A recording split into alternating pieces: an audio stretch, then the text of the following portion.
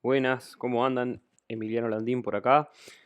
Estamos con esta clase del semestre de medio interno y preoperatorio y vamos a ver paciente politraumatizado, en realidad anestesia para el paciente politraumatizado, manejo inicial, shock hemorrágico y código rojo del Hospital de Clínicas. La clase va a tener una introducción, vamos a ver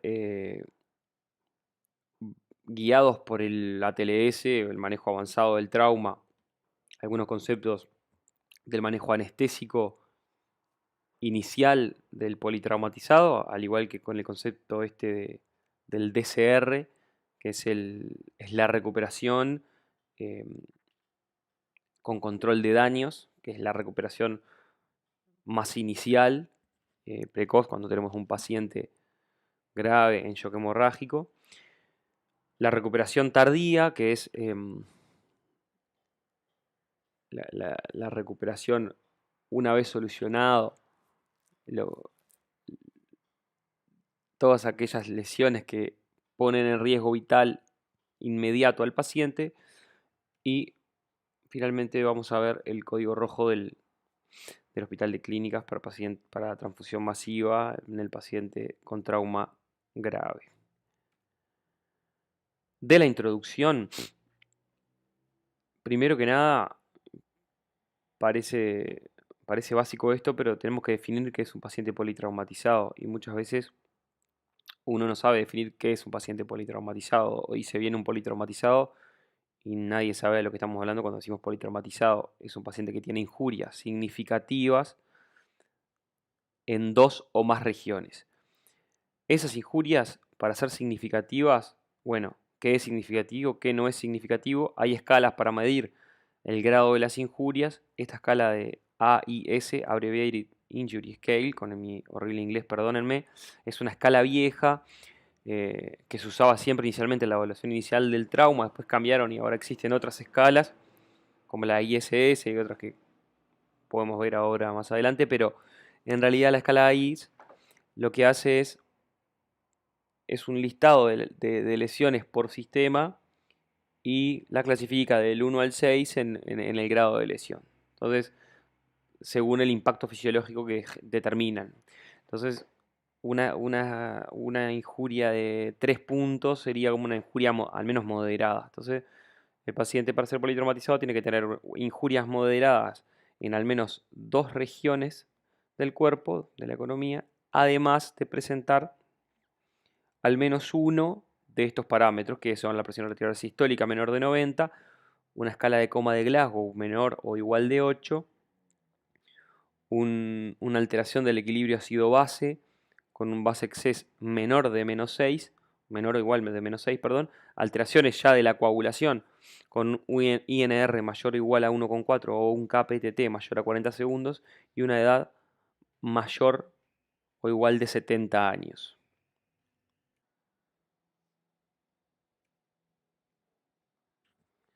Otro tema importante es la epidemiología del trauma. Para empezar, es la principal, y este es el dato creo que es más importante, es la principal causa de muerte de adultos jóvenes.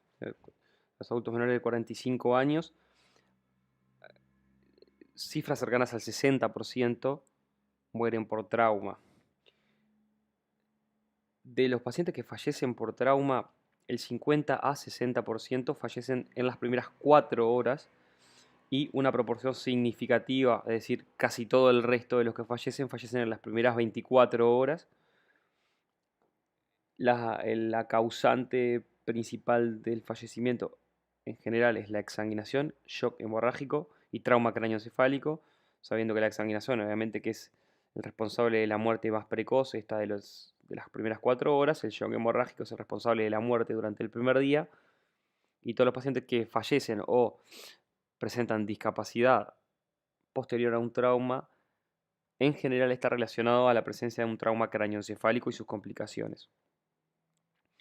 De datos de mortalidad general, hay datos de mortalidad general del Uruguay. Me parecía, las tablas están un poco complicadas, me parece que no aportaba mucho más, pero sí esto de datos de la UNACEP para el primer semestre del año pasado. no están todavía los datos de todo el año, pero fueron 221 fallecidos en el primer semestre, con 80% hombres y 53% conductores de motos.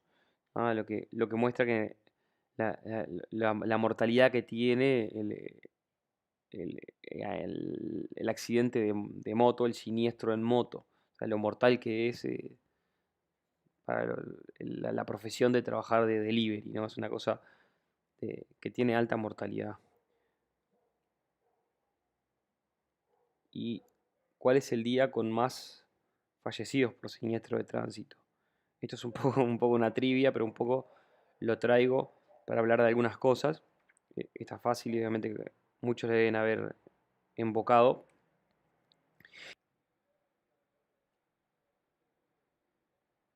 Ahí va, el sábado. Pero, pero bien, al lugar traer esto para comentar que el trauma, si bien puede surgir en cualquier momento, en general pasa en momentos inhabituales o fuera del horario habitual, fines de semana y noches. Y en esos momentos el personal que tiene más experiencia puede no estar disponible para nosotros, ya sea para nosotros o para cualquiera de las especialidades o de cualquiera de las personas que están involucradas en la asistencia del paciente. Hay otras complicaciones además de esto, porque vos no tenés acceso a la historia del paciente, podés no tener acceso a los antecedentes del paciente, a los antecedentes de alergias, de antecedentes quirúrgicos, donde puede haber tenido alguna crisis en otra cirugía, problemas anestésicos que no los podés tener en cuenta, que te pueden generar una crisis donde en alguna otra cirugía, cualquier otra urgencia, también pueden tenerlos, pero yo voy a actuar en consecuencia y no me va a generar ningún problema. También son pacientes que, a diferencia de otras cirugías o otras urgencias habituales, estos pueden estar intoxicados muchas veces, o sea, consumo de alcohol, consumo de drogas, son pacientes con el estómago lleno, son pacientes que pueden tener inestabilidad de la columna cervical, lo cual también nos da dificultad, y son pacientes a los que se van a someter muchas veces a cirugías que son inciertas, son cirugías exploratorias, laparotomía, toracotomía exploratoria, puedo no saber cuál es la lesión e incluso puede tener múltiples lesiones, pero que no todas las tengo que ir a tratar porque tengo que hacer, o el cirujano tiene que hacer una cirugía de control del daño, tiene que simplemente ir a tratar la lesión que es culpable de la situación actual y que le va a quitar la vida al paciente y no va a estar 2 horas operando cosas que no son de riesgo vital. Pero esa jerarquización es complicada y también complica el manejo de los pacientes, obviamente. Em, Muchas veces también hay otras lesiones que me pasan desapercibidas inicialmente, pero que rápidamente pueden descompensar un paciente, que es el clásico ejemplo del neumotórax. Un neumotórax que pasa desapercibido, yo estoy ventilando a presión positiva al paciente y en algún momento eso desencadena un neumotórax a tensión que me complica, me genera un colapso hemodinámico, el cual si no tengo un alto grado de sospecha, puede ser que no me esté dando cuenta de lo que pasa y es una crisis que no me pasa en un paciente no traumatizado. Entonces, son pacientes complicados de manejar. Obviamente que la otra cara de la misma moneda es que hay días que obviamente que pueden llegar a ser más tranquilos. El dato de la UNACEP para día con menos fallecidos por siniestro de tránsito, piénsenlo, esta es un poco más difícil, pero es el martes. Hay martes, en general martes, miércoles y jueves son los días que tienen menos. eh, para saber qué guardia uno tiene que más o menos elegir, ¿no? Ahora sí, viendo un poco el manejo de, del paciente politraumatizado, o sea, vamos al tema directamente. Para empezar, como un poco para organizarnos, a ir al ámbito prehospitalario, al momento de la escena, al momento del trauma. Entonces, esto para ver algunas cosas de eso y qué datos yo puedo también sacar en el momento que yo me enfrento al paciente. Obviamente que en los casos de escenarios, perdón, de víctimas múltiples, el personal que asiste en la escena tiene que manejar el concepto del triage. Hay que hacer una clasificación jerarquizada de los pacientes para tratarlos de acuerdo a prioridades y así aumentar la chance de sobrevida de todos los participantes del siniestro o del trauma. Hay ciertos criterios de remisión a centros de trauma. Esto es obviamente que lugares donde el sistema de trauma está bien organizado, organizado por niveles de organización, donde hay, eh, de acuerdo a ciertos parámetros, la referencia a diferentes centros de distintos grados de especialización.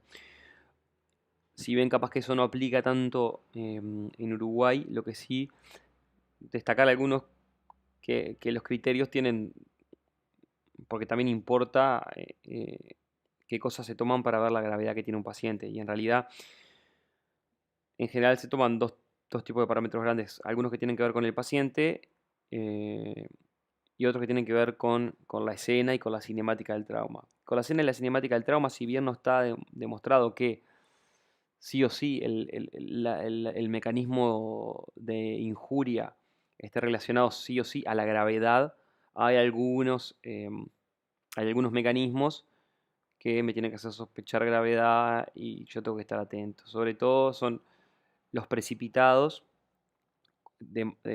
cuando se precipitan de 6 metros o mayor altura. En los siniestros de tránsito son todos los que son despedidos del vehículo, ya sea despedidos, ya sea en moto o despedidos del automóvil, o en los casos en que en el siniestro de tránsito haya fallecido otro participante del evento, porque eso habla de la cinemática alta de que tuvo el trauma. Y después que extraer al paciente de la escena haya sido difícil y haya sido prolongado. ¿Sí? Por ahí decía que si demoraron más de 20 minutos en extraer al paciente de la escena, bueno, eso puede ser una cosa que me dé gravedad o me tiene que poner alerta. El resto de las cosas están relacionadas al estado del paciente y son comorbilidades, sobre todo la edad, paciente embarazada y obviamente que pacientes que tienen comorbilidades graves y además obviamente que el estado del paciente, sobre todo las constantes vitales, el estado mental, la frecuencia cardíaca, la presión arterial y la frecuencia respiratoria. Datos de la escena y de la cinemática que yo tengo que sacar y manejo inicial que yo debería obtener cuando reciba al paciente, es decir, cómo estaba la escena y qué hizo el equipo en la escena, cómo estaba el paciente, cuál era el estado en que lo encontraron, coma primario, no coma primario, se intubó, cómo se intubó, qué drogas se usaron, si hubo dificultades, cuáles fueron, ¿sí? Porque eso no solo que me habla de lesiones que puede desarrollar o si el paciente se aspiró o no se aspiró, sino que también si yo tengo una dificultad en el manejo de la vía aérea, conocer qué dificultades hubo en la escena me permite tomar decisiones y planificar un poco más mi manejo. Bueno, y ahora sí, para pasar al manejo hospitalario del trauma y un poco en este ciclo de trauma, recuperación más bien inicial, durante la primera etapa precoz, recuperación más tardía, una vez solucionado las primeras lesiones, habiendo sacado al paciente del riesgo vital inmediato, y después sí la recuperación de la fisiología eh, más adelante. En ese esquema es el que vamos a seguir para, para terminar esta clase.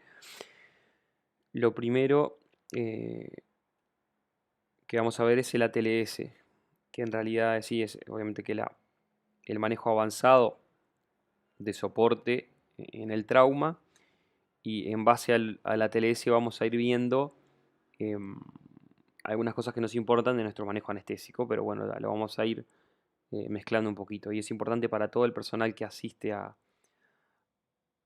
un paciente traumatizado estar familiarizado con ATLS y estar entrenado en esto, porque es algo que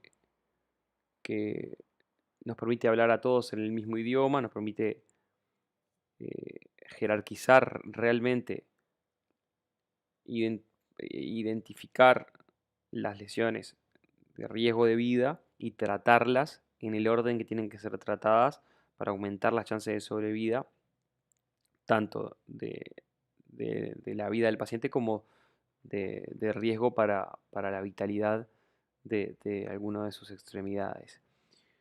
Y lo que importa de la TLS y que siempre se hace hincapié es la hora de oro. Y recordar que la mayoría de los pacientes fallecen en las primeras 4 horas, sobre todo en la primera hora, el que no falleció en la escena. Entonces, la primera hora en la que yo tomo contacto con el paciente es clave y el tiempo es vida para el paciente.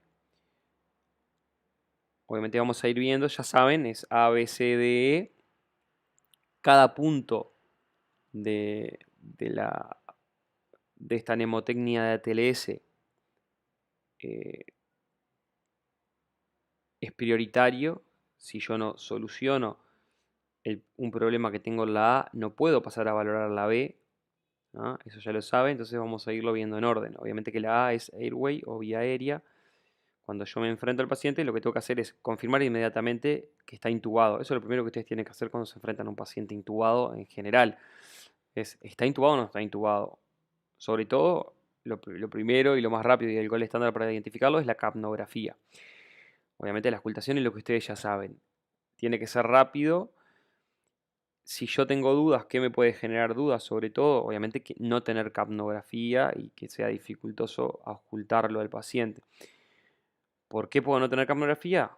Dos cosas grandes. O el paciente está en paro, puede pasar que no tenga nada de capnografía. Si está en paro, puede pasar, es raro, pero puede pasar. Es uno del- de los criterios, digamos, de diagnóstico diferencial, con la otra que es la intubación esofágica. O sea, el paciente tiene una intubación esofágica. Recuerden que la intubación esofágica, si bien parece sencillo de diagnosticarla, es una cosa que todavía sigue pasando y que tiene una alta mortalidad. Todavía la intubación esofágica inadvertida es todavía una causa de mortalidad, si bien es fácil de comprobar la intubación eh, que no esté intubado en el esófago, obviamente. Y otra cosa que me tengo que preguntar en este punto es si el paciente necesita de una vía cruenta, o sea, necesita una traqueostomía en este paciente. Es un paciente que tal vez tengo un problema en la vía aérea, pero no lo puedo solucionar a través de una intubación orotraqueal. Bueno, necesito rápidamente ir hacia una traqueostomía para solucionar un problema de la vía aérea superior. B, una vez solucionado los problemas de la A, paso a la B. B, ventilación. Aseguro una correcta ventilación. El paciente está ventilando, tiene capnografía, ventila, no desatura. Me pregunto, ¿tiene hemoneumotórax? Lo primero que me tengo que preguntar y rápidamente ir a drenarlo. Obviamente no lo vamos a drenar nosotros, pero nosotros tenemos que tener en mente esto, porque muchas veces pasa que nosotros tenemos que conducir la reanimación y el manejo inicial del politraumatizado, o tenemos que acompañar al equipo que lo está haciendo. Y segundo es, tiene discontinuidad de la pared torácica y ocluirla, ¿sí? O sea, que no haya neumotórax y que la pared del tórax esté cerrada. Una vez que soluciono estos dos problemas, y son los más importantes porque recuerden, entre problemas de la A y la B, la hipoxemia lleva a lesión cerebral y permanente y a la muerte en 5 a 10 minutos, por lo tanto es lo primero que hay que solucionar. La C, circulación, lo que lleva a esto es reconocer primero el estado de shock, como ustedes ya saben, todos los criterios de shock, no los voy a repasar porque ustedes ya lo saben, pero en este punto uno tiene que reconocer si el paciente está o no está en shock, reconocer hemorragias no visibles y visibles. No visibles, tengo que ir a buscar hemorragias que pueden matar al paciente, son de tórax, abdomen, retroperitoneo, huesos largos y obviamente que hemorragias hacia afuera del cuerpo. E irlas a tratar, ya sea comprimirlas, hacer torniquetes y el tratamiento quirúrgico inmediato de esas lesiones que están determinando el shock. Una vez solucionado esto, paso a la D, disability o obviamente que alteración neurológica. Digamos, le podemos llamar en español discapacidad. Sería lo que tengo que evaluar es el estado neurológico con el Glasgow, las pupilas, reactividad pupilar, en general reflejos de troncos. Muchas veces el paciente intubado puedo ver si tose, si no tose. eh, esas cosas me pueden hablar de si tiene ventilación espontánea o no. Esas cosas me pueden orientar un poco al estado neurológico y la sensibilidad y la exploración motora. Si se puede, se debería realizar. Muchas veces en el caso de nosotros recibimos al paciente es difícil hacer una exploración de sensibilidad y exploración motora, pero bueno, en algún momento si se puede hay que hacerla. Y finalmente una exposición completa y búsqueda de lesiones. Esto en general nosotros no lo hacemos, pero bien podemos colaborar o muchas veces pasa inadvertido para los cirujanos que están haciendo otra cosa y uno puede explorar a ver si tiene lesiones en el cráneo, los miembros, algunas cosas que pasaron desapercibidas. Todo esto es el manejo inicial. Ahora vamos a proceder, obviamente, que a profundizar un poco en cada punto elementos de nuestro manejo anestésico para cada una de estas situaciones. Respecto a la inducción de la anestesia, bueno, el rol de los distintos fármacos, obviamente hay que destacar que muchas veces estos pacientes ya fueron intubados en la escena o fueron intubados en la puerta. Nosotros ya los recibimos intubados en general, no vamos a hacer una inducción, pero es importante destacar algunas cosas de la farmacología en el trauma. La primera y principal que hay que tener en mente es estos pacientes en general tienen hemorragia, están hipovolémicos, están en shock hemorrágico, el compartimento central está disminuido. Entonces, esto es un elemento clave para la farmacología de la mayoría de los hipnóticos, sobre todo. Para empezar con el propofol, yo les diría que uno siempre lo tiene, ese es el hipnótico que más utilizamos, y si bien manejamos mucho, lo conocemos mucho y sabemos mucho sus efectos secundarios, etcétera, yo creo que muchas veces eh, somos como, somos como duros para usar otro hipnótico, como que nos cuesta usar otro hipnótico. Y en este contexto no hay lugar, o casi que no hay lugar para el propofol, acuérdense, o sea, no vamos a hacer una inducción con propofol en un paciente así, con el compartimiento central disminuido. Si lo hiciéramos, deberíamos disminuir mucho la dosis, va a generar mucha hipotensión en estos pacientes y recuerden, sobre todo, también va a generar depresión miocárdica, o sea, un nitropismo negativo que también nos va a perjudicar y va a descompensar al paciente, o sea que no es un fármaco de elección en este contexto. Como principales hipnóticos o hipnóticos de elección, yo les diría la ketamina y el etomidato. Sobre todo la ketamina, pero también el etomidato. La ketamina, el único problema que podemos llegar a tener con ketamina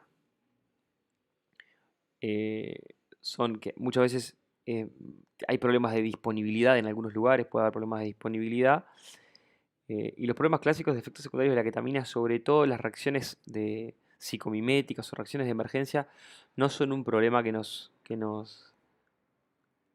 preocupe demasiado en este contexto. Recuerden que en general en el postoperatorio el paciente va a permanecer ventilado durante la recuperación tardía y mientras se estabiliza y recupera su fisiología, el paciente va a seguir dormido, no hay un mayor problema con eso. Respecto a la elevación, obviamente que recuerden que la ketamina eleva la PIC, eleva la presión intraocular, obviamente cuidado con los pacientes a los cuales tiene pacientes con ojo abierto, por ejemplo, hay que tener cuidado un poco porque eleva la PIO. Los pacientes traumatizados de cráneo y con hipertensión intracraniana también habría que tener cuidado, si bien lo más importante de todo es hacer una buena inducción, que no haya hipotensión, digo respecto a la perfusión cerebral y a la presión intracraniana, que no haya hipotensión para no bajar la presión de perfusión cerebral y lograr un buen manejo de la vía de aire, que no haya hipoxemia, que no haya hipercapnia. Eso es más importante que la elevación transitoria que puede generar el fármaco en la presión intracraniana. Y lo principal de la ketamina, recuerden la dosis en general, más o menos 2 a 2,5 miligramos kilos. En el Miller lo pueden leer entre 1 y 4 miligramos por kilo para la intravenosa. Recuerden que obviamente lo que genera, salvo que el paciente esté crítico y con depresión de catecolaminas, es una liberación de catecolaminas del mecanismo central que va a generar un aumento de las resistencias sistémicas que van a mantener la presión arterial y no va a generar hipotensión durante la inducción. Respecto al... Antes de hablar del fentanil, perdón que yo tengo el fentanil ahí señalado, pero del etomidato, y vuelvo para atrás un poco, si bien en general lo utilizamos un poco menos en trauma o tiene menos indicación en trauma, por ejemplo en Estados Unidos es el hipnótico que más se utiliza en el paciente con trauma Y lo más importante en realidad es la acción y el objetivo que nosotros tenemos, que es la estabilidad cardiovascular en un paciente que está o puede estar hemodinámicamente inestable, la cumple, es decir, que es un fármaco de los que podríamos decir que es de elección.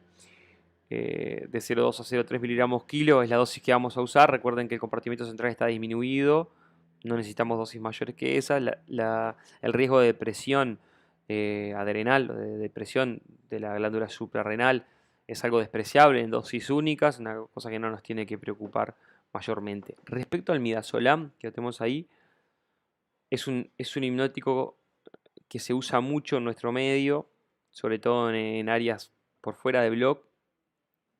Una cosa que tenemos que conocer, recuerden que la dosis de inducción en general es más o menos entre 0,15 y 0,3 miligramos por kilo. Sobre todo, quiero destacarlo, el uso en trauma para nosotros, porque el paciente politraumatizado es un paciente que tiene riesgo de despertar intraoperatorio. ¿Por qué? Porque generalmente tiene inestabilidad hemodinámica. Generalmente, por la inestabilidad hemodinámica, tendemos a hacer menos dosis de fármacos, menos dosis de hipnóticos, tenemos riesgo de despertar intraoperatorio. Y el uso de midazolam para disminuir el riesgo de conciencia intraoperatoria eh, tiene su lugar y se puede utilizar. Como analgésico, fentanil. El remifentanil se puede usar, obviamente que el remifentanil genera mayor repercusión hemodinámica que el fentanil, eh, y en este contexto no tiene mayores beneficios en un paciente que después va a permanecer probablemente ventilado, probablemente lo llevamos a CTI y la sedación sea con fentanil, es decir, hacer remifentanil no tiene lugar y puede generar mayor repercusión hemodinámica, o sea que el analgésico para mayor estabilidad hemodinámica sería el fentanil en principio. Y de los relajantes musculares, recordar rocuronio y succinilcolina. De elección, siempre succinilcolina. Recuerden, siempre tratar a estos pacientes como un estómago lleno. Siempre te van a tener el estómago lleno, nunca van a tener ayuno. Entonces, siempre hacemos una inyección en secuencia rápida. ¿En qué casos deberíamos tener precaución en el uso de succinilcolina? Obviamente pacientes que sepamos que tienen hiperpotasemia, ¿sí? O pacientes con hiperpotasemia conocida, y aquellos pacientes en los que hay injuria por aplastamiento o injuria por quemadura o hay denervación muscular si superó las 24 horas. Recuerden que las primeras 24 horas las lesiones musculares igualmente no hay expresión de receptores fetales musculares, receptores fetales nicotínicos estoy hablando, pero sí luego sí hay expresión con la denervación muscular, con las lesiones por aplastamiento, que también, sobre todo porque generan también hiperpotasemia, en esas es mejor no utilizar succinilcolina, y en las quemaduras, luego de las 24 horas, no usar succinilcolina. En esos casos usamos rocuronio, perdón, a dosis de 4 de 95 como para una secuencia rápida. Y listo. Respecto a la vía aérea, dos cosas principales y para destacar lo más importante del manejo de la vía aérea en estos pacientes. Hay que asumir que tienen el estómago lleno y hay que asumir que tienen lesión de las vértebras cervicales, salvo demostración de lo contrario. Entonces, estómago lleno siempre vamos a hacer una secuencia rápida y como asumimos lesión de vértebras cervicales, siempre vamos a hacer una intubación con estabilización manual en línea. Es decir, estos pacientes no podemos hiperextender la cabeza, o sea, no podemos usar una posición de hiperextensión por el riesgo de lesión eh, de la médula espinal, de lesión del neuroeje. De respecto a la maniobra de Selig, como ustedes ya saben, hay controversia respecto a si realmente disminuye la aspiración o no la disminuye. Lo que sí se sabe, obviamente, que puede dificultar la laringoscopía, puede dificultar la visión laringoscópica. Entonces, la recomendación general y en general es hacer la maniobra de Selig siempre y cuando eso no me genere dificultad. Ante la menor dificultad, libero la presión en la maniobra de Selig y permito la intubación, que es la prioridad, ¿sí? Como como ustedes saben, siempre existe controversia respecto a la maniobra de Selig. Actualmente las guías europeas para manejo del paciente politraumatizado la retiraron de una indicación, de la indicación 1. Pasó a ser una indicación 2, o sea, no está indicado, sino se puede considerar. Eh, de los algoritmos que utilizamos para la vía aérea, van a haber un montón de algoritmos diferentes que van a leer en diferentes lados. Si leen el MIRE, hay diferentes algoritmos para el abordaje de la vía aérea, pero los algoritmos que tenemos que tener en mente son los que usamos siempre, con algunas diferencias que ahora vamos a ver, pero son el algoritmo de vía aérea difícil de la ASA del 2022, el algoritmo de la Sociedad para la Vía Aérea Dificultosa del 2015, y también podemos utilizar, en el caso de intubar al paciente despierto, las guías de DAS para intubación en paciente despierto. La principal diferencia que tenemos con el paciente no politraumatizado, digamos, o paciente por fuera del estado de trauma, es la situación clínica. O sea, siempre hay un lugar para, en el caso de tener dificultades en el manejo, parar, pensar, despertar al paciente para cambiar de estrategia. En un paciente politraumatizado, esto en general no es una posibilidad porque no está la posibilidad de despertar al paciente, no tenemos tiempo, o sea, hay que solucionarlo ya, o sea, si no lo intubamos, tenemos que ir a una vía cruenta, o sea, no tenemos muchas más opciones por ese lado. Y por otro lado, el otro problema que podemos tener es nunca, en el momento en que, por ejemplo, colocáramos un dispositivo supraglótico por alguna dificultad, nunca la posibilidad de dejar y hacer la cirugía con el dispositivo supraglótico nunca es una buena opción porque siempre es un paciente que tiene el estómago lleno, que tiene riesgos de aspiración, entonces eso no es una conducta segura, entonces no es una situación planteable tampoco proseguir la cirugía con un dispositivo supraglótico. Esas son como las principales diferencias que podemos tener grandes en el paciente no traumático. Si tenemos una vía aérea sangrando,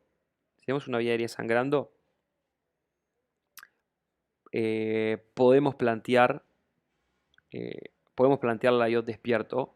Si tenemos dificultad para la extensión porque tiene lesión cervical, podemos plantear la IOT despierto. Es difícil intubar a estos pacientes despiertos porque difícilmente puedan colaborar. Es difícil que puedan colaborar. No es una situación en la cual estos pacientes puedan colaborar. Entonces es un poco más complicado. Si decidimos intubar despierto y el paciente está colaborador y lo hacemos porque la vía aérea está sangrando, no es la mejor opción intubar con fibrobroncoscopio, porque la sangre en la vía aérea es muy dificultosa para intubar con fibrobroncoscopio porque el fibrobroncoscopio no permite la correcta visualización cuando la vía aérea está sangrando, entonces en general es preferible, según las guías para intubación despierto de la DAS, en ese caso hay que elegir intubación despierto con videolaringoscopio. Bien, en el caso de que sea por un trauma de mandíbula, porque no puede extender el cuello, porque no abre la boca, bueno, en esos casos, si el paciente es colaborador, sí podemos eh, elegir una intubación despierto con fibrobroncoscopio. Respecto a la guía de la ASA, esto obviamente que leanlo, lo tienen que conocer, es la guía de la ASA para la vía aérea dificultosa del 2022. El algoritmo es el algoritmo que conocen con algunas modificaciones. Yo creo que en esta versión del 2022 hay cosas que están bastante más claras que la versión anterior. Repásenla, léanla, la tienen que conocer. Obviamente, las modificaciones un poco son las que ya se las comenté. Generalmente tiendo más a ir a una vía cruenta. No tengo la posibilidad en general de despertar al paciente por la situación clínica y en general eh, es más difícil poder conseguir un paciente colaborador para poder intubarlo despierto, entonces tiendo menos a tratar de hacer una intubación despierto. La guía de la DAS la conocen, lo mismo con las mismas consideraciones. Recuerden que, y lo traigo acá para que sepan, lo traigo lo que dice el algoritmo de intubación despierto en el paciente traumatizado, la guía de DAS, pero lo comento un poco para todo. Primero, y este punto es importante, la preoxigenación es fundamental. siempre hay que preoxigenar a los pacientes, pase lo que pase. La única situación en la cual puede ser dificultosa la preoxigenación es un trauma grave de la cara que no me permita intubar, no me permita preoxigenarlo, que en esos casos generalmente voy a una vía cruenta quirúrgica y bueno, voy a asumir que ese paciente puede llegar a desaturar porque no lo voy a poder preoxigenar, si bien siempre tengo que por lo menos acercarlo y enriquecer la atmósfera de donde que está respirando el paciente con oxígeno. Siempre hay que hacer esa maniobra. Recuerden, eh, el paciente traumatizado tiene por toda la situación de estrés y por las catecolaminas y por las lesiones que tiene, por todos los motivos, va a tener incrementada sus requerimientos de oxígeno, su consumo de oxígeno y por lo tanto tienden a reducir su tiempo seguro de apnea, ¿tá? O sea, desaturan más rápido. Además de que por, porque si tienen traumatismo de tórax, en general también tienen reducción de sus reservas de oxígeno. O sea que por los dos motivos pueden desaturar más rápido. Respecto, sí, ahora sí, a las consideraciones en general para la intubación despierta en paciente con trauma, respecto a la sedación, minimizar la sedación, ¿tá? Porque la sobresedación en estos pacientes puede tener peores consecuencias que en un paciente no de trauma, ¿tá? Y estos pacientes también incluso puede estar sangrando la vía aérea, por lo tanto aumenta también el riesgo de aspiración. Muchas veces ni siquiera tienen ayunos, es paciente complicado hacerle sedación en estos pacientes para la intubación despierto. Dificultades para topicalizar esa vía aérea por el traumatismo, obviamente. Lo de oxigenación ya se los nombré. Y lo otro es esto que esté inestable para llevarlo a bloque. Si la intubación lo está haciendo en la emergencia, obviamente no voy a llevar a bloque al paciente para intubarlo, se intuba en el lugar donde esté, eso es lógico.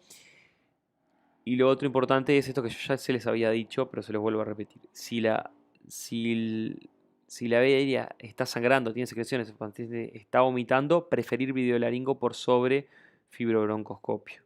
¿Ah? También puedo plantear hacer una intubación a través de un dispositivo supraglótico. Situaciones especiales en la vía aérea del paciente traumatizado, un poco ya lo nombramos, pero son estas cosas. Obviamente los pacientes con traumatismo facial son los que representan el mayor desafío. Fracturas de base de cráneo, acuérdense, todo paciente que tiene fractura de base de cráneo se me va a contraindicar la vía nasal, no vamos a hacer intubaciones nasotraqueales en ese caso. Obviamente que las fracturas maxilares me pueden complicar, hay que ver si el paciente abre o no abre la boca, si abre o no abre la boca es por trismo, o sea, es dolor, o hay una imposibilidad de la apertura por lesión de la articulación, por lesión de la apófisis coronoides. ¿Qué es lo que pasa? Si tengo imágenes, consultar las imágenes para ver realmente, apoyarme en por qué es que el paciente no puede abrir la boca. ¿Sí? Generalmente las fracturas del maxilar inferior difícilmente comporten una dificultad en la apertura bucal real, salvo que comprometa la articulación o la apófisis coronoides. Si el paciente viene con un dispositivo supraglótico, tengo que ver por qué se colocó. O sea, se colocó el dispositivo supraglótico porque no lo pudieron intubar, cuál fue la dificultad que tuvieron. En base a eso, tengo tres opciones con ese dispositivo supraglótico. Lo que seguro no puedo hacer es eh, proseguir la cirugía o proseguir con el dispositivo supraglótico. Tengo que solucionar la situación.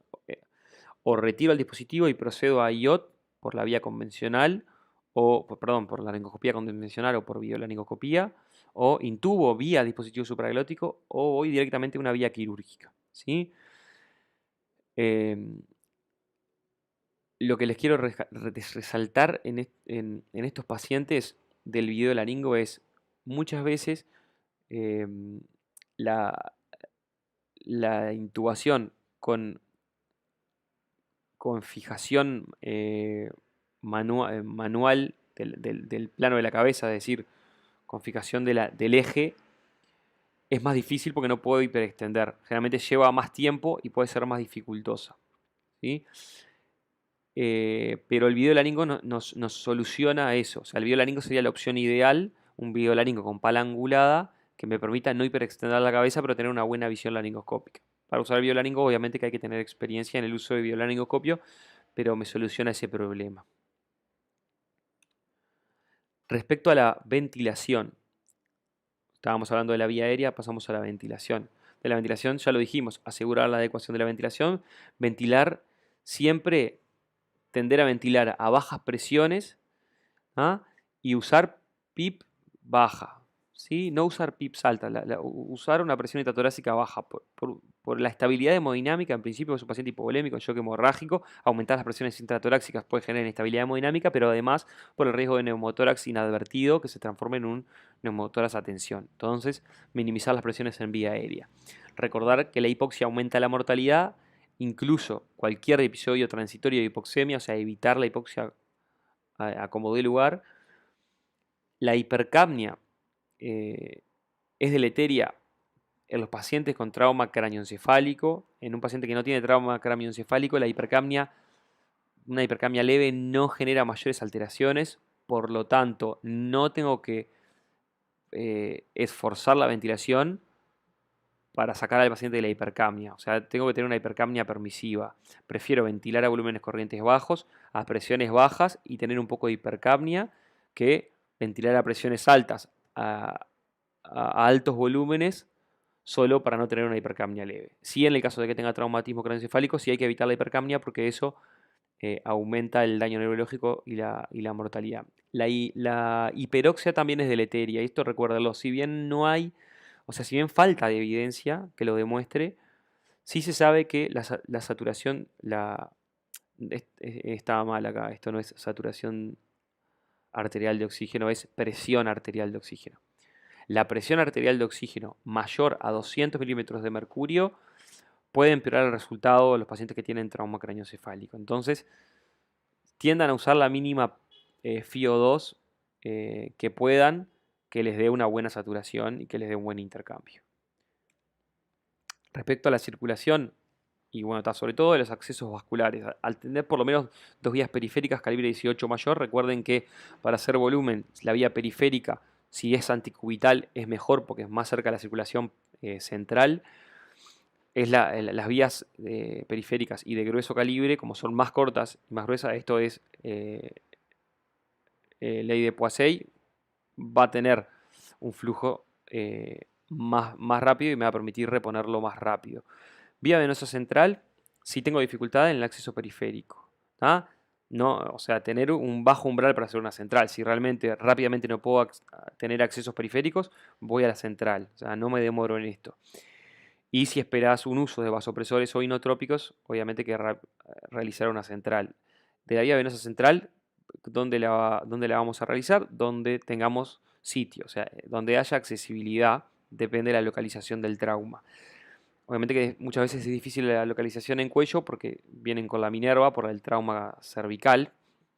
Entonces muchas veces tengo que terminar yendo a femoral o a subclavia. Pero si sospecho lesión porque tiene fractura de pelvis, por ejemplo, si sospecho lesión de la cava, si sospecho lesión de las venas ilíacas, no puedo colocar una vía femoral. En ese caso sí o sí tengo que poner una vía central en el territorio vena cava superior. Y siempre recuerden la localización subclavia para realizar una vía venosa central. Es más cómoda para el paciente después en CTI, el manejo es más cómodo, se infecta menos y se trombosa menos que la localización femoral y muchas veces la puedo colocar aunque tenga un collarete. Obviamente que tiene más riesgo de neumotórax, si obviamente que si de alguno de los dos lados, de alguno de los dos tórax ya tiene un drenaje hecho, drenaje de tórax, voy a preferir el lugar donde tiene el drenaje de tórax hecho, lógicamente. Vía arterial, siempre coloco vía arterial en los pacientes politraumatizados grave, pero esto no puede retrasar la resucitación inicial, ¿sí? No me puede retrasar. Una vez que esté estable y las demás vías ya las estoy haciendo y ya estoy haciendo manejo inicial, sí coloco vía arterial que me va a permitir, primero, en un paciente inestable hemodinámicamente, tener una monitorización estrecha de la presión arterial. Vamos a verlo ahora, pero estos pacientes requieren un manejo hipotensivo inicialmente, una hipotensión permisiva que ahora la vamos a ver, entonces necesito tener un estrecho control y además obviamente que vamos a necesitar muestras seriadas de sangre siempre en estos pacientes, entonces me va a servir tener una vía arterial. De preferencia radial, si se puede por los lugares del traumatismo, muchas veces los pulsos más distales están comprometidos en un paciente en shock Si no tengo pulso, preferir siempre la vía femoral, o sea, tener una arteria, vía arterial femoral. Respecto de la circulación, reconocer el shock, acordarse de que el shock hemorrágico es la principal causa de muerte precoz. Para reconocerlo, recordar paciente pálido, con diaforesis, agitado o nubilado, hipotenso obviamente, con taquicardia, con un llenado capilar lento, prolongado, una disminución de la producción de orina obviamente, y la expresión del pulso disminuida, todas esas cosas que me tienen que hacer sospechar que este paciente está en shock. Después tenemos la clasificación de shock de acuerdo a cuánto estimamos de pérdida, eso no importa tanto. eh, y no importa tanto que se lo sepan. Yo sé que la clasificación esa del Colegio de Cirujanos es un clásico y todo el mundo más o menos la conoce. Y lo que sí es que la recuperación eh, va a estar, va a estar destinada a restaurar el volumen sanguíneo circulatorio normal, restaurar el tono vascular normal y restaurar la perfusión tisular normal. No es solo restaurar el volumen, o sea, una vez que hay hemorragia y hay shock, no es solo no solo reponer el volumen perdido, sino que hay que recuperar el tono vascular y hay que recuperar la perfusión tisular. Ahora lo vamos a ver. Pero para empezar a hablar digamos, del manejo del shock, y eso hay que conocer la fisiopatología del shock hemorrágico, y esto es un punto central de la discusión y de la clase. Traigo este esquemita, esto está en el Miller, simplemente como para tener un resumen de lo que es el shock hemorrágico. El fenómeno central del paciente politraumatizado es este shock hemorrágico, y es importante comprender cómo es esta patología y cómo es la evolución para saber cómo es que nosotros hacemos el tratamiento y el tratamiento fisiopatológico de este shock. El hecho inicial es la pérdida de volumen circulante y esto lleva a inestabilidad hemodinámica que obviamente va a tener consecuencias macrohemodinámicas pero también microhemodinámicas. La aparición de hemorragia también está en la base de la coagulopatía que aparece en el paciente traumatizado, que es otro de los aspectos centrales del paciente traumatizado, y también está en la base de la aparición de acidosis y de hipotermia. Estas tres cosas le dan mortalidad al cuadro y es la clásica tríada letal del traumatizado, como ustedes saben, tríada letal del traumatizado, coagulopatía, acidosis e hipotermia. En lo macrohemodinámico del shock hemorrágico, obviamente que lo primero que hay es hipotensión, o sea, hay pérdida de volumen circulante, hipotensión, y esto lleva a la respuesta clásica inicial de liberación de catecolaminas y hormonas de estrés. Hormona antidiurética, las hormonas del sistema renina-angiotensina, aldosterona, cortisol, glucagón, hormona de crecimiento, etcétera. Todas estas hormonas de estrés y las catecolaminas van a intentar mantener la perfusión de órganos nobles, mantener la perfusión del corazón, mantener la perfusión del cerebro-riñón en detrimento de otros lechos, sobre todo de la piel, del lecho gastrointestinal, del lecho muscular, entre otros. Entonces, esta hipoperfusión de estos otros lechos es lo que está en la base de la respuesta o de la injuria microcirculatoria, que es lo que va a terminar después perpetuando el shock y lo que va a complicar su manejo. Lo que pasa cuando hay disminución de esta perfusión es que hay células que entran en isquemia.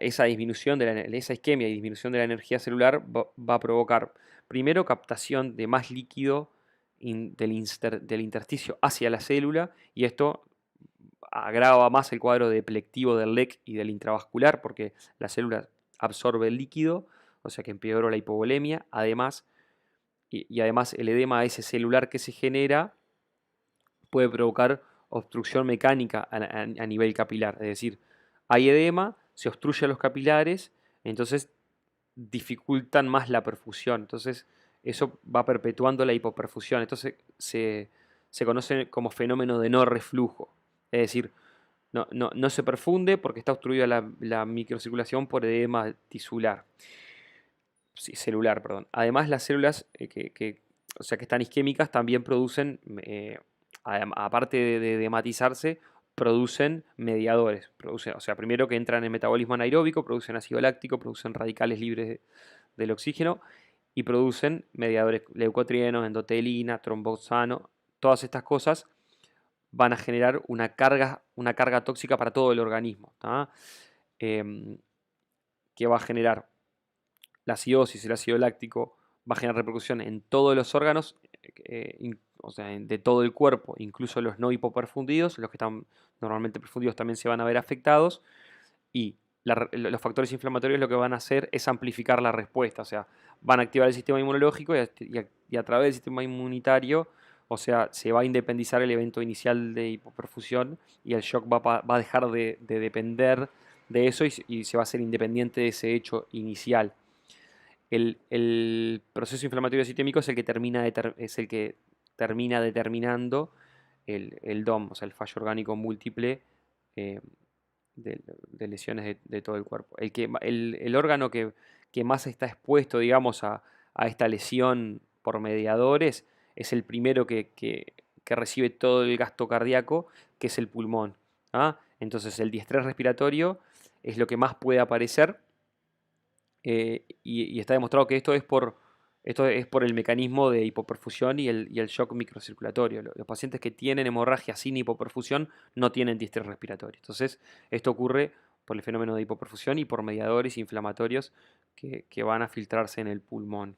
¿Ah? Entonces, todo el paciente que tiene deterioro en el intercambio gaseoso no quiere decir sí o sí que se hayan aspirado. No es una injuria pulmonar por aspiración de contenido gástrico. Puede serlo, pero en general puede tratarse de este fenómeno. ¿Ah? Lo otro, sobre todo, esto está todo bien en el Miller, lo leen en el Miller. Lo otro a destacar es el rol de la lesión endotelial. La lesión endotelial, que lo podríamos considerar un órgano en el endotelio, todo el endotelio se lesiona, el endotelio está anticoagulado, tiene factores anticoagulantes y procoagulantes, y la clásica cuando el endotelio se lesiona es primero libera mediadores anticoagulantes similares de la heparina. Esto lo que genera es agravar la coagulopatía, pero a nivel de microcirculación pierde función en el endotelio, que está anticoagulado naturalmente, entonces provoca un estado protrombótico microcirculatorio que genera trombosis microcirculatoria y empeora la hipoperfusión tisular. O sea, perpetúa más esa hipoperfusión tisular y ese shock, esa mecanismos de shock microcirculatorio.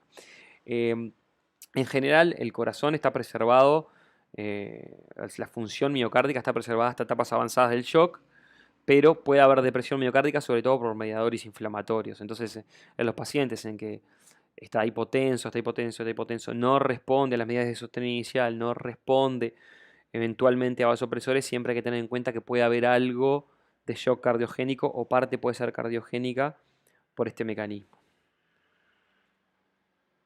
Bien, una vez visto todo esto de el fisiopatología del shock hemorrágico, vamos a ver cómo vamos a tratar ese shock hemorrágico. Esto lo vamos a hacer en base a esto que se llama DCR, que es Damage Control Recovery. Perdón por mi inglés de vuelta, pero es la recuperación con control de daños.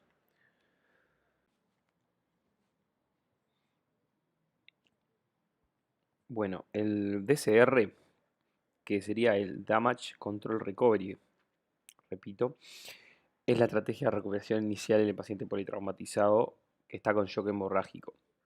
Cuando digo recuperación inicial me refiero a paciente en shock, sangrando, mientras se detiene el sangrado, mientras la cirugía detiene el sangrado. O sea, hasta el momento en que está resuelta la hemostasia inicial, nuestra estrategia debería ser esta. ¿Qué cosas comprende el DCR? Damage Control Recovery.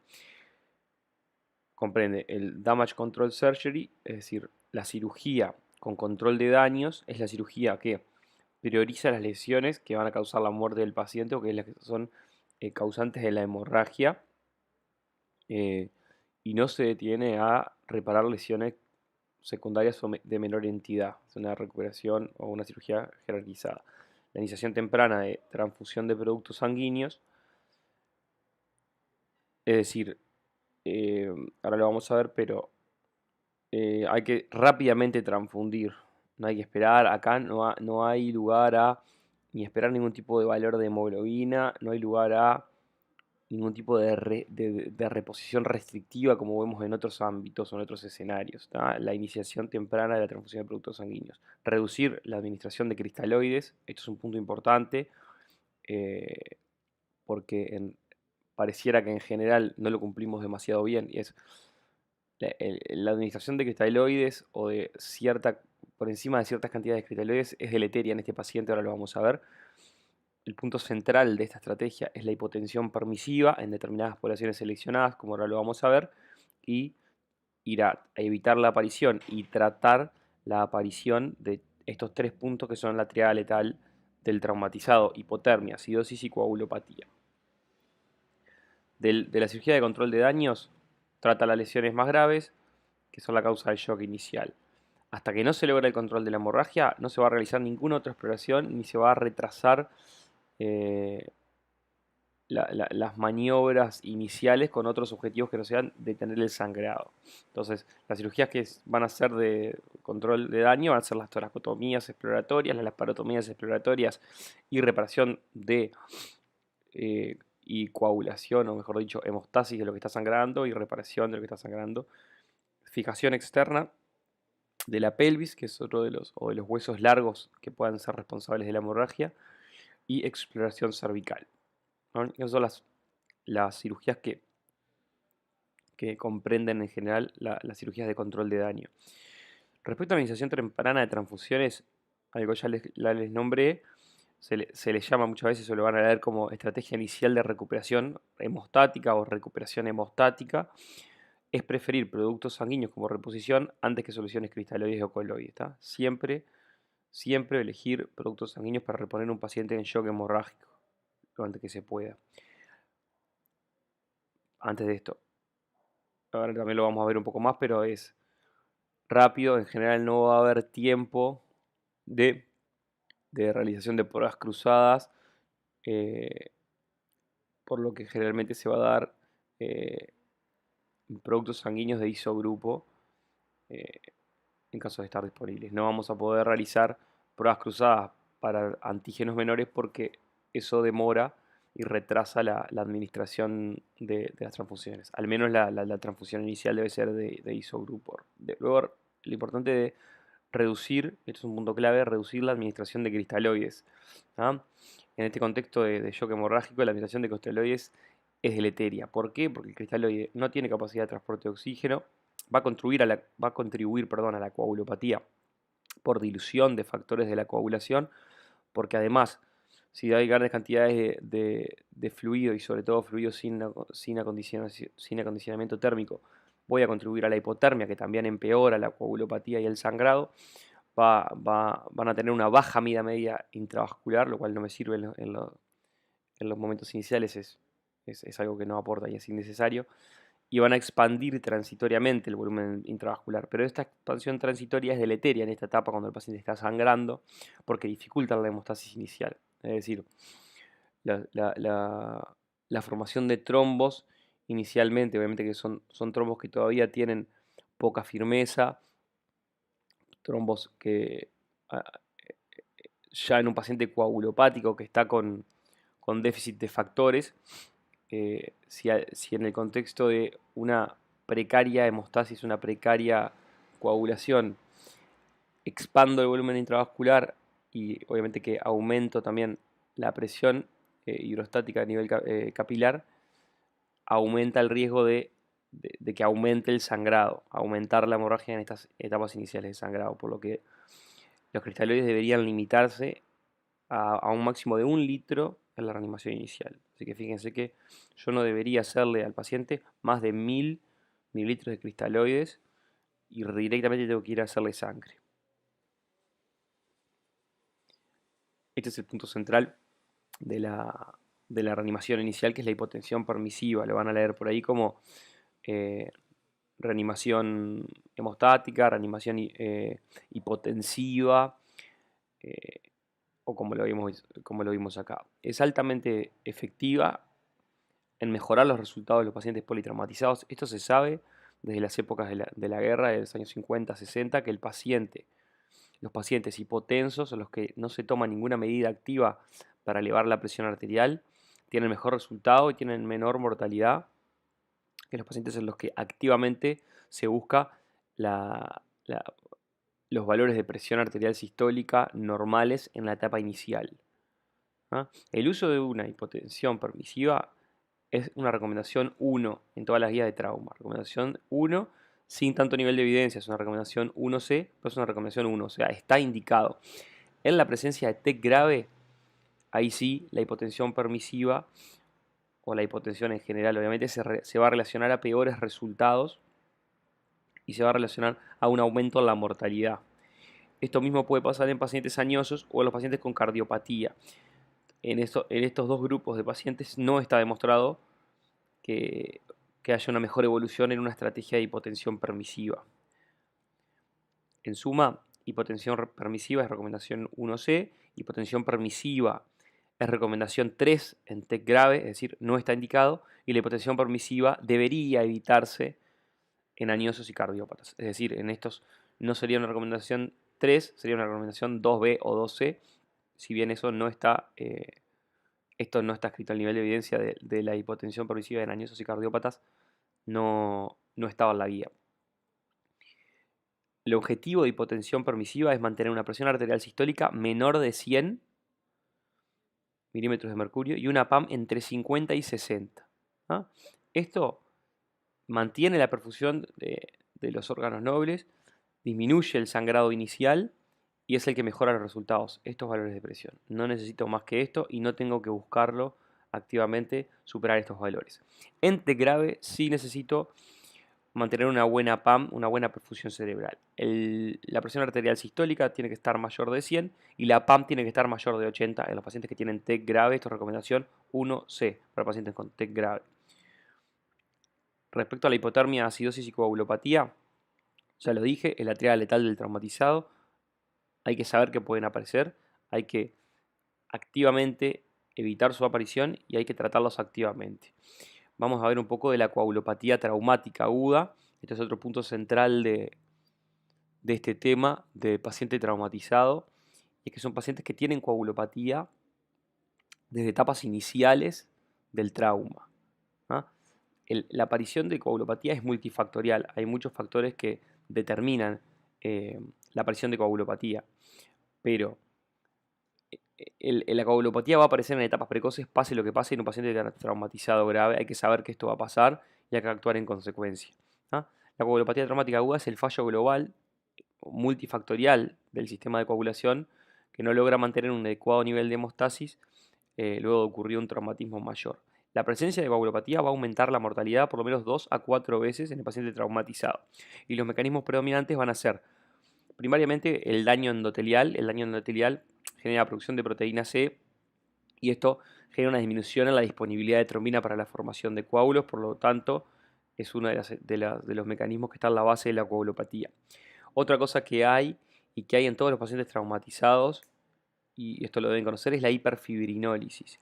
Es decir, hay consumo del inhibidor de los activadores del plasminógeno y esto lo pongo entre signo de pregunta porque es el mecanismo que parece estar involucrado en la hiperfibrinólisis, no está del todo aclarado, pero esto hace que haya hiperfibrinólisis, es decir, primero, difícil que se forme el coágulo porque hay disminución en la disponibilidad de trombina y a su vez, una vez que se forma el coágulo, hay un aumento en la fibrinólisis, o sea que lo poco que se forma se degrada. Luego, en el correr de la evolución, la dilución de factores de la coagulación, eh, ya sea porque administramos productos sin capacidad hemostática, así como por consumo de los factores de la coagulación, además la hipotermia y la acidosis, van a estar perpetuando o empeorando esta coagulopatía. La evaluación de la coagulopatía la vamos a realizar sobre todo con pruebas, y ya les digo, lo más importante son técnicas basadas en métodos viscoelásticos, el ROTEM, el TEG. Las pruebas tradicionales tienen poco valor en este contexto. ¿Por qué tienen poco valor? Primero porque tiene resultados tardíos en una situación que es dinámica. Yo necesito los resultados ya y los valores de las pruebas tradicionales como el INR, el tiempo de protrombina, el KPDT, el recuento plaquetario, demoran en mostrar los procesos de coagulopatía que ya están sucediendo. A su vez, hay una ausencia en la validación de estos valores en el contexto del trauma, ¿ah? Y también tienen una incapacidad de detectar la hiperfibrinólisis que ocurre y que es una de los mecanismos más importantes de coagulopatía, así como los estados de hipercoagulabilidad que también se suceden en la microvasculatura. Entonces, las pruebas tradicionales pierden valor, si bien una alteración inicial de las pruebas tradicionales es un marcador de aumento de la mortalidad y es un marcador de aumento de las necesidades transfusionales. ¿Ah? Las pruebas basadas en técnicas viscoelásticas van a mejorar significativamente la evaluación. Hay que hacerlas siempre que estén disponibles. ¿Ah? Me van a mejorar, va a ser más fácil guiar el tratamiento y van a disminuir la administración innecesaria de sustancias procoagulantes. Esto es lo que mide la, esto es lo que miden las pruebas viscoelásticas. ¿Está? Miden el tiempo al cual se comienza, o sea, le sacan una muestra de sangre, miden el tiempo que demora en formarse el coágulo. Una vez que comienza a formarse el coágulo, ven con qué velocidad se forma el coágulo, ¿ah? Cuál es la amplitud máxima del coágulo, cuál es la firmeza que tiene ese coágulo, y después en la evolución valoran la destrucción de ese coágulo, es decir, cómo se digamos, hidroliza el coágulo, como es la fibrinólisis. Por lo tanto, las pruebas viscoelásticas me van a hablar de déficit en factores de la coagulación, en, en- en factor, eh, en factor que libera las plaquetas, en factor liberador del tisular, o sea, todos los factores iniciales de la cascada de la coagulación, su déficit.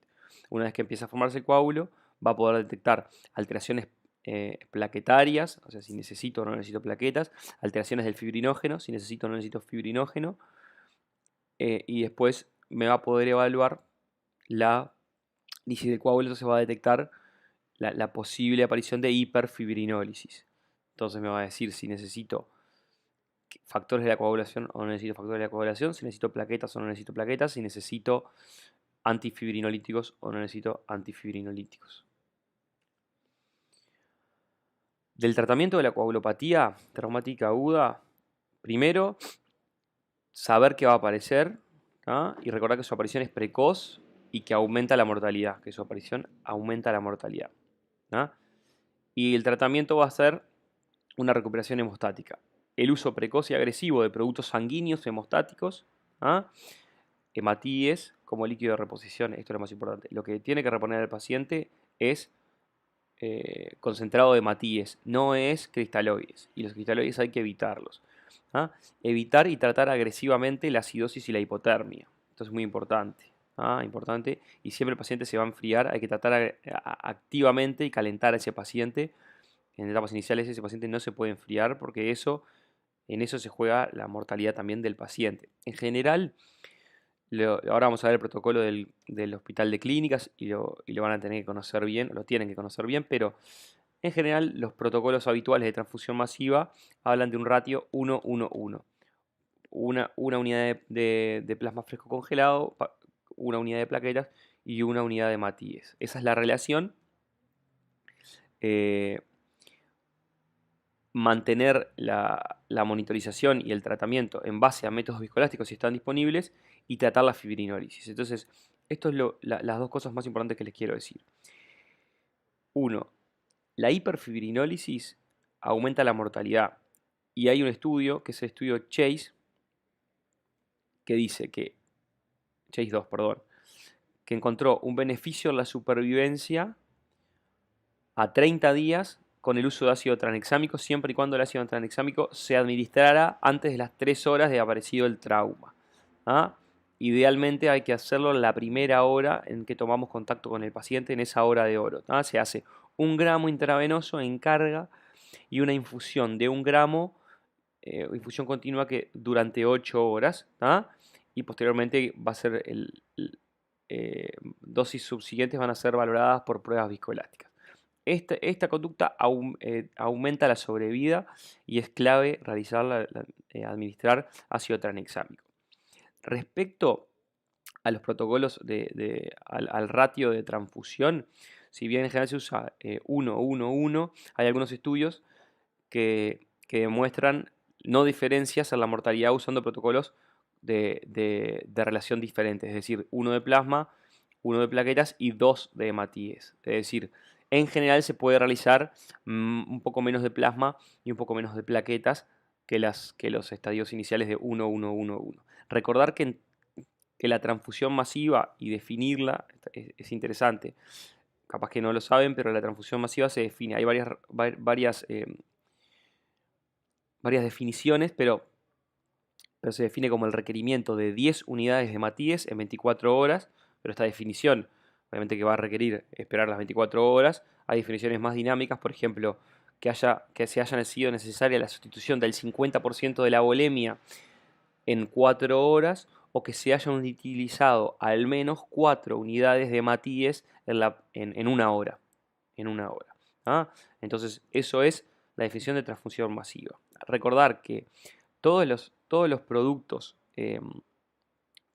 sanguíneos están mantenidos en citrato, porque el citrato es un quelante de calcio y necesito bajar los niveles de calcio para que no se desencadene la cascada de la coagulación en esos productos sanguíneos. Por lo tanto, cuando yo administro productos sanguíneos, va a haber un aumento en el citrato circulante, puede haber una disminución de la calcemia del paciente. Entonces, en general, hay que acordarse de esto y dice en diferentes lugares dice diferentes dosis, pero en general, por cada 3 unidades de producto sanguíneo que administro, debería administrar 1 gramo de calcio, digamos, como antídoto para ese citrato que le estoy administrando al paciente.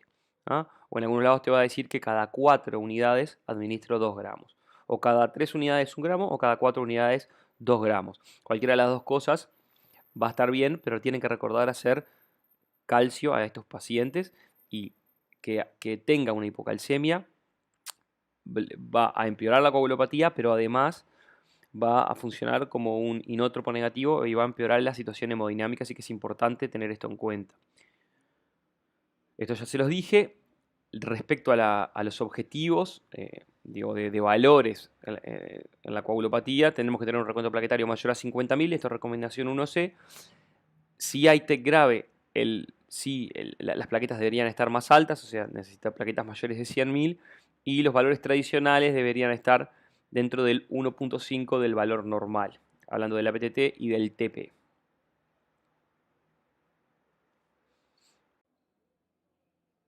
Bueno, eso fue todo lo relacionado a la recuperación inicial, es decir, mientras el paciente estaba sangrando y no controlaba la hemorragia. Una vez controlo la hemorragia, pasamos a una siguiente etapa que la llamaremos de recuperación tardía. En la recuperación tardía vamos a tener otros objetivos. Nunca va a ser un objetivo normalizar ningún valor ni restaurar la fisiología normal durante las primeras etapas iniciales cuando el paciente está sangrando. Ahora, una vez que soluciono la hemorragia en esta parte de recuperación tardía, empiezo a tener objetivos de buscar normalizar un poco más la fisiología del paciente. Entonces, los objetivos que voy a tener en esta etapa son una presión arterial sistólica por encima de 110 milímetros de mercurio, el hematocrito normal, o sea, un hematocrito por encima del umbral de transfusión. Los umbrales de transfusión en estos pacientes, no, esto es como siempre, no está demostrado ningún nivel de hemoglobina que sea el indicado, y en general se usan los mismos criterios que usamos en todos los pacientes y los mismos que conocen de los umbrales, esos restrictivos que marca el protocolo de Sevilla, que clásicamente todos conocemos. Es decir, más o menos un valor objetivo entre 7 y 9 en los pacientes que no tienen mayor patología, y un valor objetivo entre 8 y 10 en aquellos pacientes que tienen una cardiopatía o que tienen una enfermedad pulmonar grave o que tienen una enfermedad neurológica mayor. Del estado de la coagulación, el objetivo es normalizarlo, ¿sí? Ir a normalizar el estado de la coagulación, ir a normalizar cualquier disturbio electrolítico. Recuerden, dentro de los disturbios electrolíticos, sobre todo el tema de la calcemia, que es inotrópico negativo y que lo acabamos de nombrar, y cualquier otra alteración del equilibrio electrolítico que haya aparecido. normalizar la temperatura corporal. Esto ya era un objetivo desde las etapas iniciales. Restaurar, ahora sí, la producción normal de orina. Acá debería buscar y debería tratar en esta etapa sí agresivamente con líquidos si son necesarios para restaurar los niveles de presión arterial y restaurar la producción normal de orina. ¿Tá? El objetivo más importante, que esto debería estar marcado, es maximizar el gasto cardíaco. Lo que tengo que retomar es el gasto cardíaco. La mortalidad en esta etapa y la recuperación está marcada porque el paciente retome un gasto cardíaco normal y una potencia normal de latido cardíaco. Si los pacientes que van a andar mal son aquellos que no recuperan en esta etapa el gasto cardíaco. ¿Ah? Y esto yo lo tengo que ir a buscar y lo tengo que sospechar precozmente si es que el paciente no retoma gasto cardíaco rápidamente en esta etapa. Revertir la acidosis sistémica. Esto ya podríamos decir que es un objetivo desde la etapa inicial, pero acá sí tenemos que ir a tratar la acidosis agresivamente porque aumenta la mortalidad y porque puede aparecer, obviamente porque tuvimos una hipoperfusión, tenemos una acidosis láctica, o sea, una acidosis metabólica, a expensas de la hipoperfusión y de la isquemia sistémica. Y este es otro punto central, que es documentar que el lactato vuelva al rango normal. O sea, esto como también pasa en el shock séptico, el clearance de lactato y que el lactato vuelva a la normalidad es un objetivo primordial, que ahora lo vamos a ver, que habla de la recuperación de la perfusión tisular y que es lo que va a marcar que ese paciente aumenta sus chances de sobrevida. Sí o sí tiene que empezar a disminuir el lactato y el lactato tiene que ir a la normalidad. Y yo lo tengo que monitorizar. Mi tratamiento tiene que estar monitorizado por lactato. Ahora lo vamos a ver. Este esquema que está en el Miller muestra un poco un algoritmo para valorar la recuperación. Es decir, tengo mis objetivos de recuperación y me pregunto, ¿tengo una recuperación completa? Es decir, la presión sistólica está mayor de 100. O sea, primero valores macrohemodinámicos. La presión está mayor de 100, la frecuencia cardíaca está mayor de 100. ¿Por qué la frecuencia cardíaca mayor de 100? ¿Por qué quiero taquicardia? Porque en realidad es normal que en esta etapa la compensación y haya un aumento del gasto cardíaco o un restablecimiento del gasto cardíaco a expensas de los pacientes que tienen capacidad de adaptación, es la taquicardia. O sea que me debería llamar la atención que el paciente que estuvo en shock, obviamente, no retome una frecuencia cardíaca mayor de 100. Tengo que sospechar que hay algo que está pasando ahí si el paciente no retoma frecuencia cardíaca o no tiene una frecuencia cardíaca mayor de 100. El pH tiene que estar normal, el lactato tiene que ir hacia la normalidad o estar normal, tiene que haber una recuperación de la producción de orina, o sea, debería estar por lo menos por encima de 0,5 mililitros kilo por hora. El hematocrito tiene que estar mayor de 25 y la coagulación tiene que estar normal. Acá te dice un TP menor de 14. Entonces, si eso está así, esa etapa de recuperación tardía está cumplida. Si no está cumplida, lo primero que tengo que pensar es en maximizar el gasto cardíaco. Es que yo tengo que restaurar es gasto cardíaco. Y en general lo que va a pasar es que el paciente va a estar hipovolémico y el tratamiento va a estar basado en bolo de líquidos. Pero esos bolos de líquidos tienen que ser dirigidos, titulados contra respuesta clínica, y enseguida, si no responde, yo tengo que pensar por qué no está respondiendo. Lo primero que me tengo que preguntar si no está respondiendo es si sigue habiendo lesiones, o sea, si hay una hemorragia activa que yo no vi y la tengo que ir a buscar activamente. Si esa situación es descartada, o sea que no hay hemorragia, no hay ninguna lesión inadvertida, recién ahí yo debería de pensar que lo que podría estar pasando es que que el paciente no está retomando gasto cardíaco y que puede haber algo cardiovascular ahí, sobre todo que haya problemas inótropos, o sea, problemas en la contractilidad que hayan sido generados por factores inflamatorios del shock microcirculatorio, como lo habíamos hablado, y que no lo había pesquisado previamente. Entonces, el hecho central de esta etapa, como dijimos, es la normalización de la perfusión tisular. Y cómo yo monitorizo esto es muy importante, es saber cómo yo me doy cuenta que la perfusión tisular se ha normalizado, porque muchas veces lo que pasa es que hay una recuperación macrohemodinámica, en general la recuperación macrohemodinámica sucede, pero muchas veces por todos los fenómenos microcirculatorios que vimos, la perfusión tisular puede no normalizarse y eso no es recuperación. Yo tengo que recuperar perfusión. Entonces, para un poco la forma de inferir la recuperación de la perfusión tisular normal, acá vamos a ver varias cosas, pero yo creo que lo más importante que ustedes tienen que saber es que eh, me voy a basar en el clearance de lactato. De vuelta, el clearance de lactato, esto es como en el shock séptico. Si el paciente tiene un clearance de lactato y el lactato llega a la normalidad, eso me habla de que hay una correcta perfusión tisular y, y la etapa de recuperación tardía está cumplida. Obviamente que esta tablita me muestra algunos elementos. Obviamente que los signos vitales de vuelta hablan de recuperación macrohemodinámica, pero me van a dejar sin darme cuenta si hay hipoperfusión oculta o no. Por signos vitales yo no me doy cuenta. La perfusión, si bien el relleno capilar me puede hablar un poco, no es un elemento que me guíe demasiado. La producción de orina no sirve, podríamos tomarla como una variable macrohemodinámica, pero puede confundirse porque, porque obviamente que la oliguria en el paciente que se vio sometido a estrés y que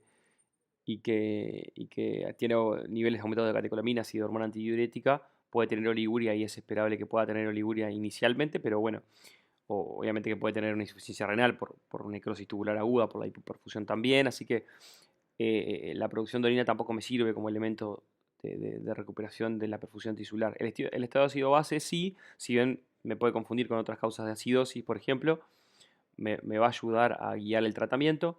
El clearance de lactato ya lo nombramos, creo que es el punto central acá.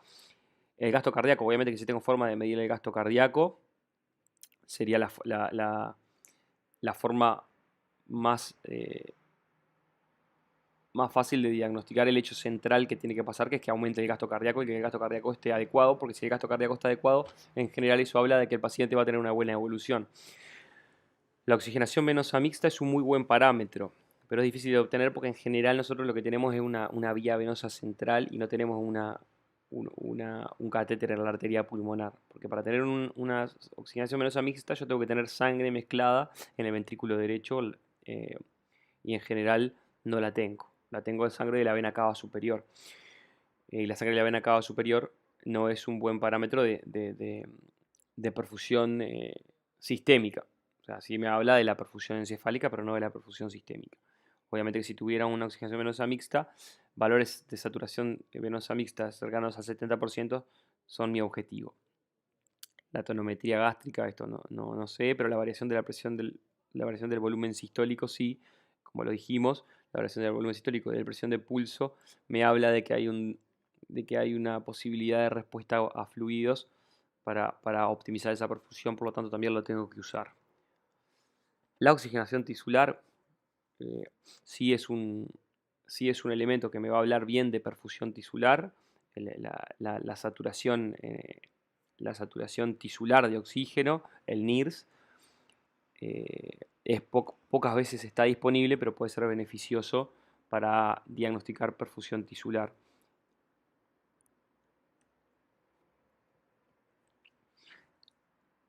Los líquidos de recuperación en esta etapa van a ser cristaloides balanceados, como ya lo dijimos. De vuelta, vuelvo a repetir, usamos la presión de pulso, el clearance de lactato y corrección de la acidosis como monitores de esta recuperación. Y esto de vuelta, la tasa de normalización del lactato va a estar fuertemente relacionada con el pronóstico y un fallo en la normalización durante las primeras 24 horas, fallo en la normalización del lactato a las primeras 24 horas, se asocia a daño orgánico múltiple y a mayor mortalidad. No hay evidencia respecto a los líquidos de recuperación, no hay evidencia de que los coloides sean superiores a los cristaloides y los cristaloides son más baratos y son más seguros porque no generan respuestas inmunológicas, por lo que son los que están indicados. Recuerden que el hidroxietilenalmidón al 6% ha sido relacionado a insuficiencia renal y a un aumento de la mortalidad en el paciente crítico, por lo cual en estos contextos no debería utilizarse. Por último, Como último punto, la recuperación de la fisiología en general. Así, estos pacientes generalmente en los estadios iniciales van a mantenerse en áreas de cuidado crítico, en CTI, o muchas veces en la recuperación en nuestro hospital. Y los objetivos son los objetivos que ya nombramos, pero además,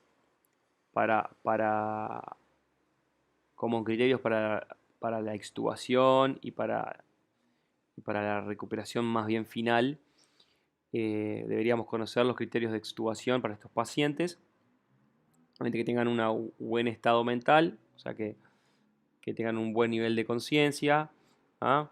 Que la exploración neurológica sea buena, que el paciente cumpla órdenes, que no esté combativo, que tenga reflejos de la vía aérea presente, capacidad de proteger su vía aérea, sin ningún elemento traumático sobre la vía aérea o edema de la vía aérea que comprometa la extubación, una correcta mecánica ventilatoria, o sea que tenga un buen intercambio gaseoso y una estabilidad sistémica. Obviamente que la recuperación, como ya la hablamos, con los objetivos de la recuperación que ya nombramos, ¿ah?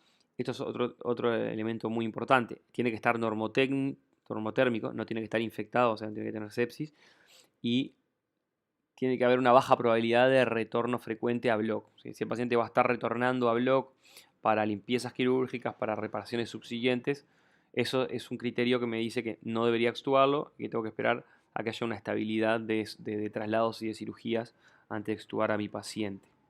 En la evolución, los pacientes y el rol del anestesista en esta etapa puede estar en el control o la ayuda del control del dolor agudo.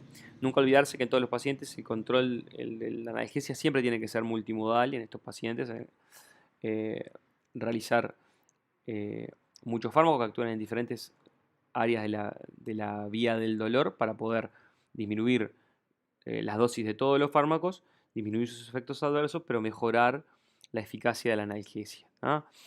Hay un alto nivel de beneficio de analgesia regional en estos pacientes, sobre todo en los pacientes traumatizados de tórax, como bien lo saben, porque es clave la analgesia que brindan, sobre todo desde un punto de vista de analgesia dinámica o analgesia del movimiento, para que el paciente pueda respirar profundo, realizar la fisioterapia respiratoria y así recuperar funcionalidad respiratoria. Y muchas veces para lograr una extubación en estos pacientes necesitamos una analgesia regional, por ejemplo, de tórax, que bien puede ser una colocación de catéter peridural o, un bloqueo paravertebral o ISP, cualquier mecanismo de analgesia regional que permita que el paciente tenga un buen nivel de analgesia dinámica.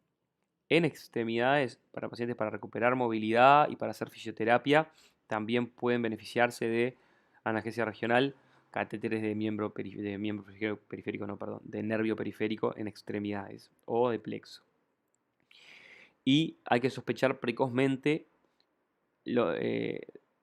o ir a pesquisar específicamente dolores con características neuropáticas porque van a responder mal al tratamiento habitual, que generalmente se les hace AINE, se les hace paracetamol, se les hace en general opioides como la morfina, y estos fármacos no son adecuados para el dolor neuropático que muchas veces está presente en estos pacientes. Por lo tanto, esto es un punto importante. Siempre hay que ir a buscarlo y hay que ir a tratarlo adecuadamente con todos los fármacos que se utilizan para el dolor neuropático, que no es el objetivo de la clase, pero bueno, generalmente utilizamos sobre todo gabapentinoides en el contexto de la analgesia multimodal. Para terminar, ahora sí, hablar del código rojo del Hospital de Clínicas. El código de trauma rojo para transfusión masiva en el Hospital de Clínicas fue elaborado en conjunto con la Cátedra de Hemoterapia, Anestesiología de Emergencia del Hospital de Clínicas y el área de Enfermería. Este protocolo ustedes lo tienen que conocer porque ustedes trabajan en el Hospital de Clínicas. Todos los elementos del protocolo del código rojo son de las mismas cosas que estuvimos viendo durante esta clase. Algunos objetivos pueden cambiar mínimamente, por eso no les voy a nombrar específicamente todas las cosas que dice el código rojo y quiero que ustedes lo vayan a leer. Y sí le quiero hablar de ciertas generalidades. Recordad que tiene criterios definidos de activación. Hay una escala que se llaman ABC, que es si el trauma penetrante o no, la presión sistólica, la frecuencia cardíaca. En base a eso se activa o no se activa el código rojo. Y siempre hay un protocolo de desactivación. Muchas veces se activa el código rojo y por alguna razón no fue necesaria la activación. Siempre se puede desactivar, pero la activación del código rojo involucra la realización de todos los elementos que están en ese protocolo y la movilización de todos los recursos, y el anestesista tiene un rol bien definido en el protocolo que ustedes tienen que conocer. Hay objetivos definidos para la recuperación inicial y hay objetivos definidos para la recuperación tardía, y conocer este protocolo es obligación para todos ustedes como personal involucrado en la asistencia de los pacientes en el hospital de clínicas. Les agradezco que se hayan quedado estas 25 horas que duró el teórico. Cualquier duda que tengan, me pueden mandar un mail, por ahí está mi mail. Sé que podría haber sido mejor, pero también podría haber sido peor. Estas son las referencias que utilicé para esta clase.